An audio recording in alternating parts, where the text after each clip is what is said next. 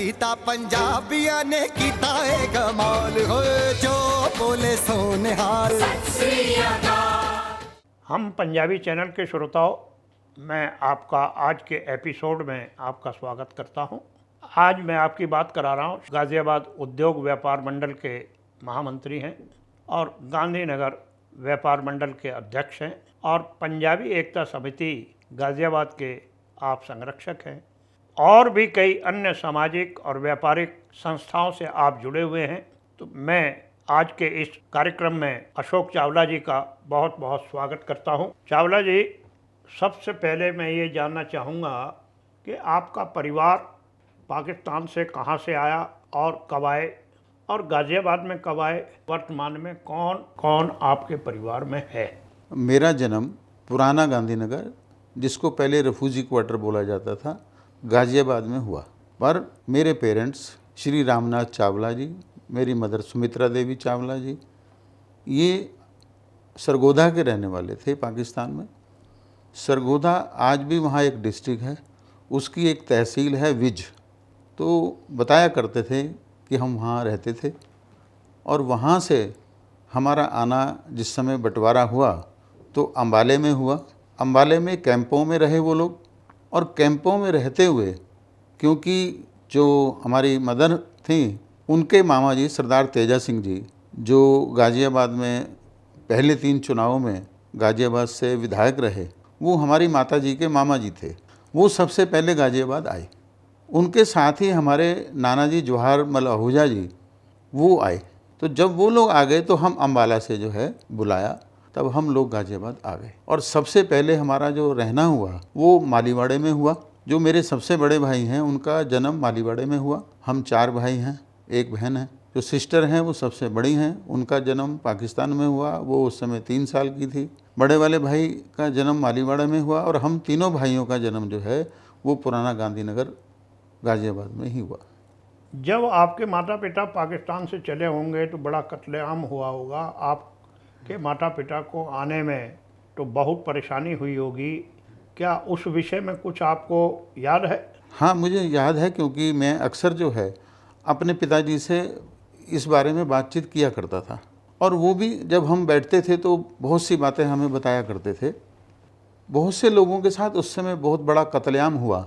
एक वो बहुत बड़ी त्रासदी थी जिस समय जब वहाँ बंटवारा हुआ और वहाँ से आना हुआ तो कत्लेआम शुरू हो गया। पर हम खुशकिस्मत थे, मेरे पिताजी के जो दोस्त थे वो मुस्लिम भाई थे। जब उन्होंने हमारे परिवार को, हमारे रिश्तेदारों को मारने के लिए आए तो जो हमारे पिताजी के दोस्त थे उन्होंने उस समय वो आगे आए। उन्होंने कहा इन परिवार को आप तब मारोगे, पहले हमारी लाश से आपको निकलना पड़ेगा। तो उन लोगों ने हमें बचा के बॉर्डर तक भेजा था और बॉर्डर तक वो हमें सुरक्षित लेके आए थे। ऐसा ये पहली बार मैं इतने एपिसोड कर चुका हूँ, इतने लोगों की कहानी सुन चुका हूँ। ये आपके मुंह से मैंने पहली बार सुना है वहाँ के मुस्लिम लोगों ने आपके और आपके परिवार को बचाकर बॉर्डर तक निकाला। हाँ, ये सच्चाई है बिल्कुल। अन्यथा ज़्यादातर लोगों को कत्लेआम में या तो मारे गए या लुट पिट गए और खाली हाथ हाँ जी, वो आए। ये हमारी खुशकिस्मती थी जो पिताजी ने बताया हमें कि जो हम लोगों पे जेवर था, बाकी सामान तो नहीं ला पाए पर जेवर भी हम साथ लेके आए थे उस समय। जब आप अम्बाले आए तो अम्बाला आने के बाद आपके परिवार ने क्या काम किया, कैसे खड़े हुए? फिर गाज़ियाबाद में आने के बाद क्या काम किया और कैसे खड़े हुए? ऐसा है कि जिस समय वहाँ से आ रहे थे तो रास्ते में ही हमारे दादाजी की डेथ हो गई थी, ट्रेन में ही। तो उनका संस्कार भी अम्बाले में ही किया गया था। अम्बाले में कैंपों में रहने के बाद जो हमारे माताजी की फैमिली थी और जो पिताजी की फैमिली थी, तो वहाँ पे अम्बाले के बाद दोनों अलग अलग रहने के लिए जगह उनको मिली। जो हमारे पिताजी के मतलब मेरे ताऊ जी थे वो जगाधरी में चले गए, वहाँ बस गए और हम लोग जो है गाज़ियाबाद में आए। और गाज़ियाबाद आने के बाद हमारे पिताजी ने बर्तनों का काम किया। वो बर्तनों का काम, कोई दुकान नहीं थी, बर्तन बाज़ार से लेके और फेरी लगाया करते थे। आसपास के जो कस्बे थे उन कस्बों में वो बर्तन जाके बेचा करते थे और उसमें उनको कभी 1 हफ्ता, कभी 15 दिन, कभी 20 दिन भी लग जाते थे घर वापसी आने में। उसी से फिर हम लोगों की गुजर बसर हुई। उसके बाद हमारे पिताजी ने, क्योंकि हमारे नाना जी जो थे उनका गांधीनगर में ही डेयरी का काम था, भैंसों का काम था, तो हमारे पिताजी ने भी फिर डेयरी का काम कर लिया गांधीनगर में। उन्हीं की डेयरी के काम से ही हम लोगों ने पढ़ाई की और बाद में सब अपने अपने व्यापार में आए। आपके परिवार में बच्चे क्या पंजाबी बोलते हैं या नहीं बोलते? ये बहुत अच्छा क्वेश्चन किया आपने। जब तक पेरेंट्स रहे और हम घर जाते थे तो पंजाबी ही मुंह से निकलती थी और हम पंजाबी ही बोलते थे। अब अगर मिसिज के साथ बोलनी होती है तो हम पंजाबी बोलते हैं, या कोई पंजाब से फ़ोन आ जाता है तो पंजाबी बोलते हैं, कोई पंजाबी मिल जाता है तो पंजाबी बोलते हैं, नहीं तो हिंदी चलती है। आपको व्यापार में भी दिक्कत होती होगी कई बार, मान ले जाए कोई पंजाबी नहीं है, हिंदी बोलता है तो उससे हिंदी में, नहीं तो पंजाबी बोल ही सकते हैं।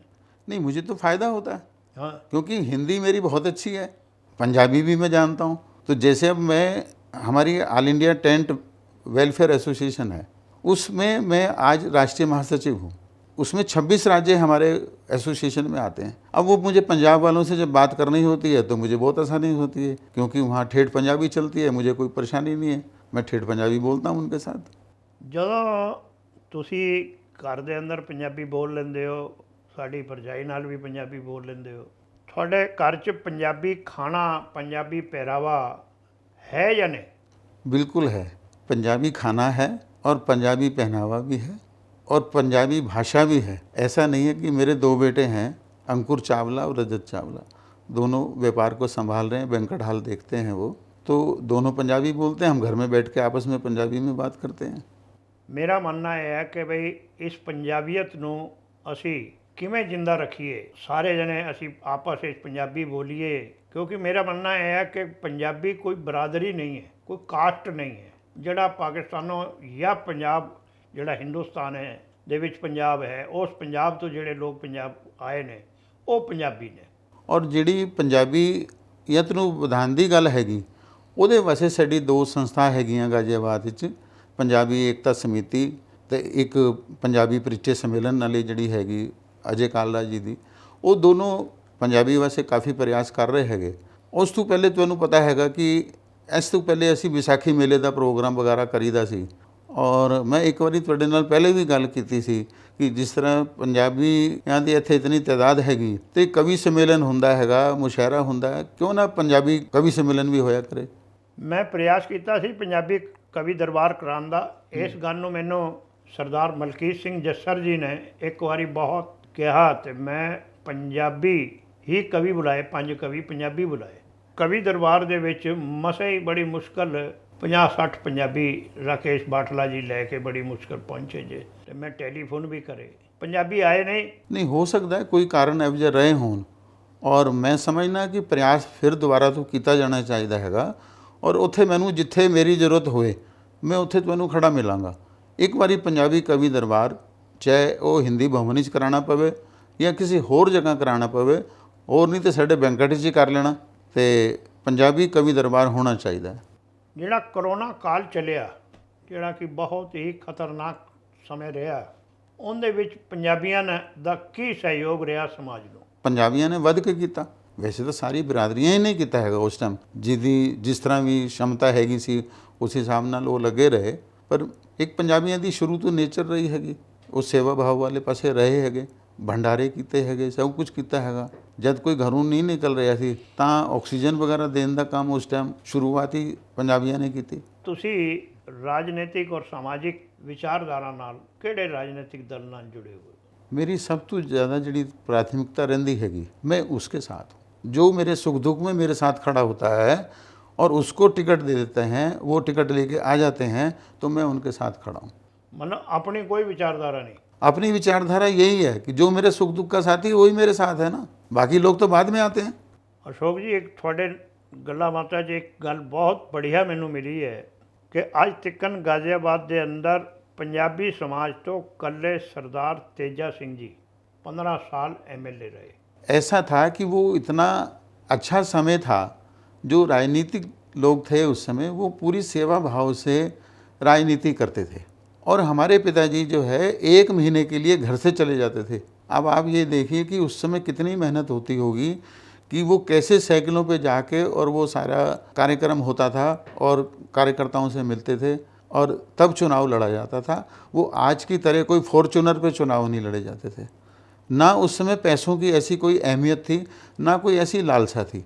इसका एक उदाहरण मैं आपको देता हूँ जो हमारे साथ हुआ। 27 मई 1964 को हमारे देश के जो उस समय प्रधानमंत्री थे पंडित जवाहरलाल नेहरू जी, उनकी मौत हो जाती है और सरदार तेजा सिंह जी विधायक थे गाजियाबाद से। तो उन्होंने हमें सूचना दी कि सरदार तेजा सिंह जी ने ये कहा कि अगर आप शादी सजावट से करेंगे तो मैं शादी में नहीं आ पाऊँगा। तो हमारे पेरेंट्स ने वो शादी जो थी वो बिना सजावट के करी और शादी दिन में करी। ये उस समय राजनीतिक सोच थी। मेरे को मेरे ताऊ जी ने, मनमोहन वैद्य जी ने बताया था कि सरदार तेजा सिंह ने जो पहला चुनाव लड़ा, उस पूरे चुनाव में उनके मात्र 150 रुपये खर्च हुए थे। मैं आज कई जगह ये कहता हूँ, तो उन्होंने निश्चित रूप से आने वाले रिफ्यूजियों की, उनकी बहुत सेवा करी। जो सारा समाज, चाहे वो किसी भी वर्ग का समाज हो, वो उनके साथ खड़ा था। बिल्कुल खड़ा था। इसके साथ ही उन्होंने गाजियाबाद में जो गुरु नानक स्कूल लोहिया नगर में आज है, ये सरदार तेजा सिंह जी की और सरदार गुलाब सिंह जी की देन है। ये गुरु नानक स्कूल कभी जहाँ आज किराना मंडी रामनगर है, वहाँ पे स्कूल खोला गया था और वो जो स्कूल की भूमि थी, ज़मीन थी, वो उनकी अपनी निजी थी और वहाँ पे बच्चों के लिए स्कूल खोला। पहले वो 5वीं तक रहा, फिर वो 8वीं तक वहाँ पे रहा और मैंने उसमें खुद पंजाबी सीखी। मैंने जो है 2 साल वहाँ पे स्कूल में पढ़ा। मैं जिस वेले तुसी उत्थे गुरु नानक स्कूल विच पढ़े, उत्थे गुरमुखी पढ़ाई जाती थी? बिल्कुल पढ़ाई जाती थी और मुझे पूरी याद थी और जप्पू जी साहब भी मुझे पूरा याद था। चावला जी, जो वर्तमान राजनीतिक परिप्रेक्ष्य है, उस राजनीतिक परिप्रेक्ष्य में आपकी नज़र में पंजाबी समाज कहाँ खड़ा?